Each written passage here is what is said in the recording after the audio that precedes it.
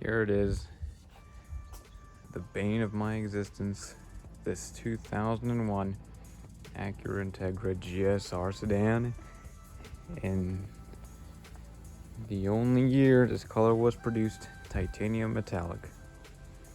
And it is quite the looker. It looks boring as hell. Look at that paint transition, yikes. Anyways, just thought it was time to review this. And it always interests me out how there's no goddamn pillar here. Like, that'll always not be weird. Current mileage on this, 244,472. Let's see what else I got here.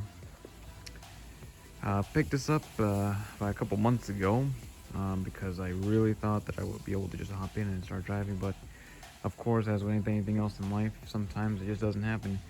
You can see the rag right there because it does leak a little bit of coolant off one of the lower hoses. Too lazy to fix that right now. So fuck it, I'll just leave that there. So yeah, so I bought this 2 months ago, and the engine was completely destroyed. Like, I'm not even exaggerating when I said it was destroyed, because it is like, it's locked. Whoever rebuilt this engine before I got it did a completely shit job. Let's take a look at this. You see that scoring right there? That scoring that's not supposed to happen. I mean, this right here, that's not supposed to happen. Okay, and you can sort of see the ridges here and here. Okay, now you can see the ridge here. This is where the thrust bearing would sit. Okay, keep that in mind, because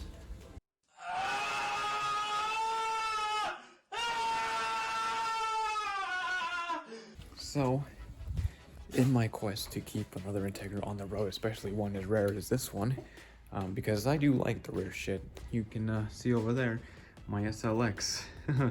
Yeah, I've been a bitch to keep that on the road lately sometimes, but I was determined to keep this car running because you look at the body and it looks pretty nice. I mean, yeah, you can see some dings over there and whatnot. You can sort of see how, I mean, you can't see it up close, but sort of see the imperfections on the bumper, the little sort of scratches and whatnot. But anybody who's just looking at this from afar would just see this and think, wow, that is one straight Integra. The wheels are in decent shape, from afar at least. New tires, by the way. And the back as well, it's sort of the same deal. I mean, you got the little paint chips right there and there, but that's sort of part of the core for a car that's sold. Period correct AAM plate, by the way. That was expensive as fall hell. You know, some nicks here, some scratches, and like I said, you can see like a little, I don't know what happened here, some bumps on this door or whatever. So I was convinced I needed to keep this car running, but it was just my luck that as I bought this car, the market for those B series VTEC engines went off the goddamn rails. Let me just get some more details here. Oh, door closed. This was produced in 2001, March 2001. And as you can see here, Y25, titanium metallic, beige interior. Let's try to do this one-handed, which will not work, but we can try. All right, so actually, you know what? Take a look at my SLX real quick while I put the hood prop up. Still there in view? Yep, still there in view. Here we go. So, when the car came, it had some really weird air intake, which was for an LS, so it didn't fit. So I got this GSR specific one. I can prove it's a GSR specific one because the part number over here is exactly for GSR 2144. So this engine has been completely rebuilt by GNS Auto Machine in Rialto, California. Basically bought a short block that I know was good, bought it off of somebody on offer for $500, so make of that what you will. And then the head, which the head was always good. There was never a problem with the head. But when I got the car, originally the motor was completely garbage. There was tons of smoke out the back. It wouldn't want to idle right. The worst part was when I would be just at a stoplight, just doing nothing, idling normally, put the clutch in, and the car would stutter and if I was just coming to a stop from like just driving, it would die. When I brought this car home, one of the things that happened was I got off the highway, put the clutch in, and it died. And when I turned the car on, the oil pressure light wouldn't go away. So, you know what? Maybe I should have done something back then, but hey, you live and learn, right? So I had the motor and head and everything put together. And then I just put everything back together and myself, and still breaking it in, but it is still a genuine C1. I know it's kind of hard to say because there's a lot of paint on there, but that is a B18 C1, so not a JDM B18C. So it is still original USDM specs, and it looks about what you would expect for a car from 2001. The age of the import sport compact was still big. I had to get the spark plug cover. Had that for my RSX because I went all AEM on that. And so far, yep. Need to replace those. That's ugly, and this radiator is not working out for me still well. So we'll see about that. I have little issues that need to address. For example, this doesn't close all the time. I have to sort of like mess with the things. This is still before the days of widespread keyless entry adoption, so it's still rocking that system of one key does everything. One of those things that I really wanted to find out just now is if this thing's ever been stolen.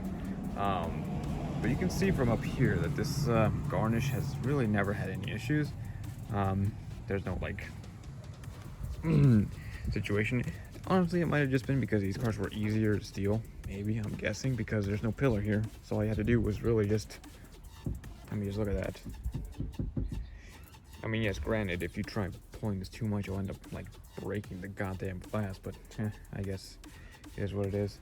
But let's move on inside. A couple of nicks to worry about here. For example, this is busted.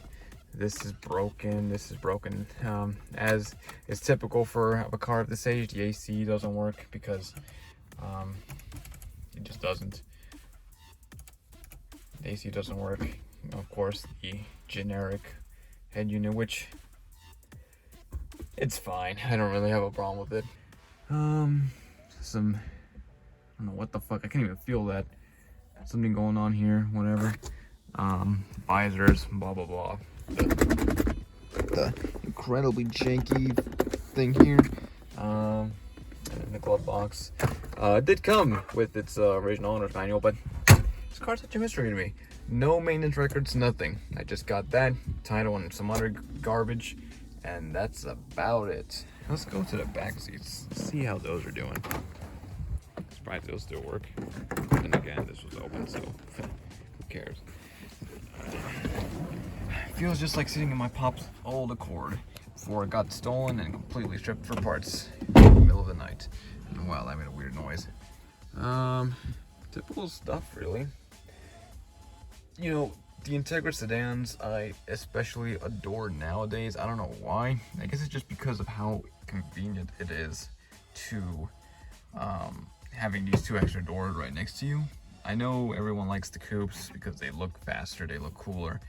But there's a lot to like about these older cars with 4 more doors. In fact, this car is structurally more rigid than a coupe, because the coupe, you have the entire hatch assembly that left a big gaping hole, which is why C-pillars existed for those cars. You can't get any for these cars because, well, there's no C-pillar to attach them to, but you don't need them. You have a big ass metal section right here that does all the work for you. Alright, whoops, locked myself. And you know what I also do not miss about Integra is how these things lock up all the time. This one's fine. Front one, of course, isn't. Of course, there's been stickers everywhere because why wouldn't they be? Let's go ahead and look at the boot, or the trunk for the Americans, or the boot for the Australians and the British.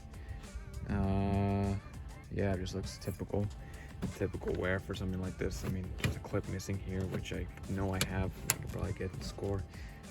So this car didn't come with a spare tire, it just came with the, conveniently, it did come with the thing, but it also came with a full-size spare, so can't be too mad, I guess. But there's a lot of weirdness going back here, which is, again, typical of a car this old, and that was probably really loud for you guys. Car this old. No idea what those numbers mean, but hey, look. So every part on this is original, from what I can gather. all the body panels are original. There's only 2 things that I do not have that are original. So this fender, I don't know if there's supposed to be a sticker here, but there isn't. And then on this, the sticker's underneath. But it's been painted over. So I'm pretty sure it is original, because, I mean, it might not be. Just because I know this has a lot of damage going on there, like, ugh, yikes. But over the course of this series, I'm going to go ahead and do my best to maintain this as best as possible. This is pretty much a forever car, the OG Gizmobile, because this is probably, I'm going to take this a step further. I used to have an Integra around 2 years ago. That was a coupe, a 97 RS that I masqueraded as a sidebar because I have no shame. And at that time, I was a little bit more old school, a little bit into the old schoolness, and then I dumped that and went to an RSX, and that those 2 years of owning an RSX were fun, but they didn't. My appetite for an Integra, I just grew until I couldn't take it anymore, and I sold the black one and then used the money to the black one to buy this piece, and then I sold the red one and then used the money on that to fix the engine. So yeah, live and learn, right?